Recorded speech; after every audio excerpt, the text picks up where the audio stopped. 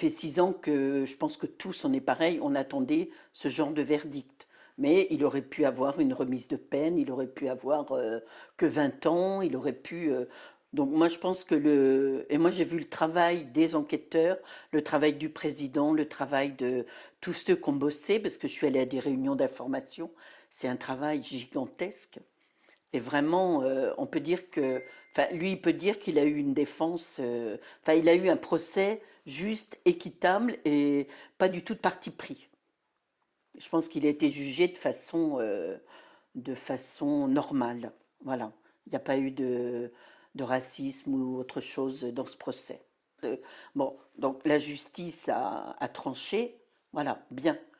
Et en même temps, j'ai ce côté, je lui en veux, hein, à Salah Abdeslam, je lui en veux, je le déteste, je le hais, je lui pardonnerai jamais.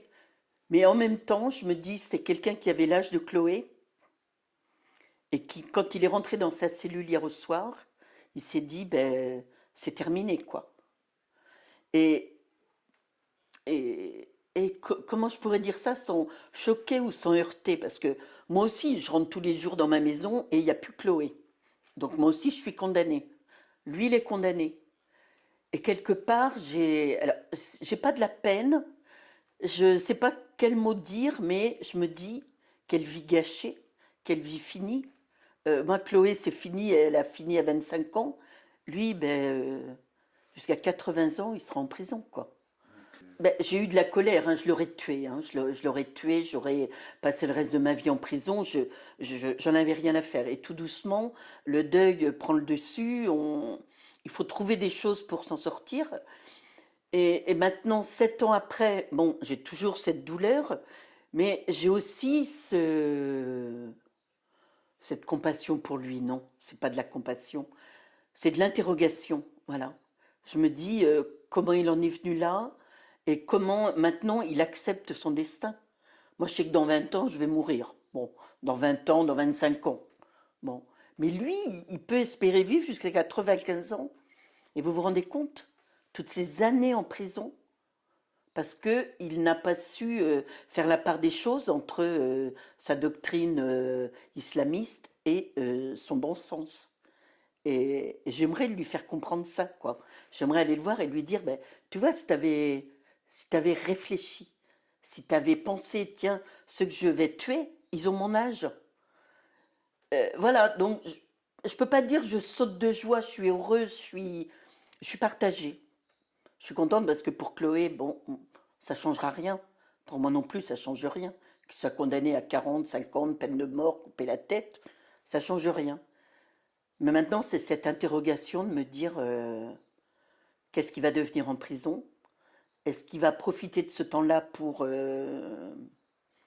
Voilà. J'ai l'impression, mais je disais ça hier à quelqu'un, j'ai l'impression qu'il a pris possession de quelque part dans ma tête, parce que je vis avec lui depuis 7 ans, hein. Je vis Salah Abdeslam, oui, bah, je te connais, t'as tué ma fille, t'es en prison, t'as dit ça, t'as pas dit ça. Voilà. Et là, bah, je vais recontinuer à vivre avec lui. On est condamnés tous les deux, on a le même chemin. Voilà. Et ça, c'est difficile, hein. Je pense que je vais avoir besoin de me faire aider pour décanter un petit peu cette chose-là. Ben voilà, alors j'ai eu la haine. Maintenant, je vais apprendre. Je dis pas que je vais apprendre l'islam, mais je veux comprendre ce que lui n'a pas compris dans l'islam. Vous comprenez? Enfin, moi, mes enfants, ils me disent bon, ben ça va, arrête d'en parler, quoi. Et, il me hante, quoi, en fait. J'avais dit que j'irais le rencontrer, mais je crois que je le ferai. Je vais attendre un petit peu qu'il soit bien installé en prison et que moi, j'ai réussi à mettre un peu d'ordre dans mon cœur, dans ma tête, dans tout. Et je le rencontrerai, quoi, parce que j'ai besoin de le voir, quoi. Bon, jamais, jamais je lui dirai je te pardonne, jamais, hein, ça, c'est quelque chose, j'en suis sûre, je lui dirai jamais ça. Essayer de comprendre ce qu'il n'a pas compris dans l'islam, ce qu'il n'a pas compris dans cette religion qui est quand même une religion de paix. Et comme le catholicisme, comme les juifs, c'est de paix. On n'a pas du tout tous les mêmes religions, mais on est tous faits pour vivre en paix ensemble. C'est ça. Oui, je suis sûre que Chloé m'aurait dit, ben, je suis contente maman parce que tu sautes pas de joie, tu débouches pas une bouteille de champagne en disant ça y est, c'est fait, t'es en tôle, bien fait. Voilà. Et j'ai pas du tout eu cette réaction. J'ai eu la réaction en me disant, bon ça y est Chloé, tu vois maintenant, il est là, c'est fini. Mais j'ai aussi pensé à lui, j'ai aussi pensé à sa maman. Voilà. Mais je veux pas que les gens pensent que je lui pardonne ou que je lui en veux pas, ou le pauvre, pas du tout. Mais j'ai besoin aussi de cette humanité de l'autre côté. Sinon, je vais devenir méchante, je vais devenir aigrie, je vais devenir raciste. Et tous ces mots-là, c'était pas les mots de Chloé. Il s'est passé 7 ans avec des hauts, des bas, je suis allée en Jordanie, donc j'ai donc visité la mosquée d'Amman. J'ai donc parlé avec des orthodoxes. Enfin, j'essaye de voyager dans les pays musulmans pour me persuader que les musulmans, c'est des gens bien. Et à chaque fois, je suis tombée dans des pays, j'ai fait l'Égypte, et à chaque fois, alors, je suis peut-être tombée sur les bonnes personnes, ou peut-être que j'inspire la bonté, j'en sais rien, mais j'ai jamais été déçue d'un pays musulman que j'ai visité. Et quand les gens me disent, mais comment tu peux regarder les femmes voilées, comment... Bah, elles sont comme ça. Moi, je me mets bien en short, et il y a bien des gens qui doivent dire, bah, elle est complètement folle de se mettre en short. Et, et bon, je préférais qu'elles enlèvent leur voile, hein, les femmes voilées, c'est vrai. Mais bon, ça me regarde pas en même temps. Alors moi, ce qui me fait peur, c'est maintenant. C'est ce vide qui m'attend. C'est parce que jusqu'à maintenant, on parlait de Chloé, les journalistes, la télé. Je regardais un film, ça me faisait penser, bah tiens, voilà. Et là maintenant, ça va être le grand silence.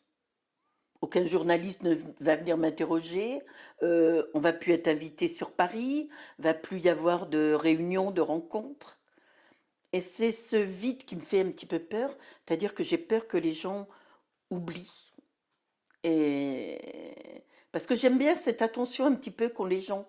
Par exemple, je fais le marché, il y a une dame qui vient me voir qui me dit, je pense à vous, hein, continuez, je pense à vous. Ben, rien que ça m'aide.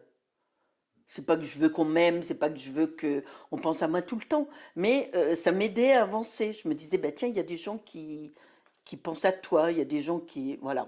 Donc c'est un peu ce vide là qui va arriver. Je me dis comment je vais le combler, mais peut-être que ça va être bien. Parce que ça va me permettre Tourner la page. de tourner la page. Mais jamais j'oublierai, jamais je dirai à cet homme, je te pardonne. Jamais, jamais, jamais. Non, non, non. Même si pour aller au ciel, il faut que je lui pardonne, je pardonnerai pas. Parce qu'il avait un libre arbitre, il pouvait réfléchir, il savait très bien ce qu'il faisait, tous. Donc non, pardonne pas.